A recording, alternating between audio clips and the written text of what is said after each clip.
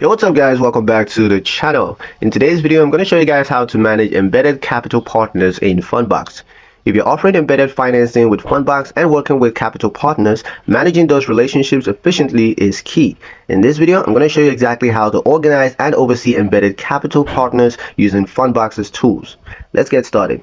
The first step is to log into your Fundbox partner dashboard. Use your Fundbox issued partner credentials to access the dashboard. Then navigate to the Capital Partners section from the sidebar. Next, you're going to view Current Partner Settings. You're going to see a list of all embedded capital partners currently linked to your platforms. You can review terms like funding capacity, risk tier, and revenue share models. Next is to assign partners to user segments. Use filters or API tagging to allocate different partners to different user types. For example, you can assign one capital partner for high-risk borrowers and another for low-risk. Next is to monitor performance metrics. So you can view metrics on loan volumes, approval rates, repayment success, and of course partner yields. Fundbox provides downloadable reports and visual dashboards.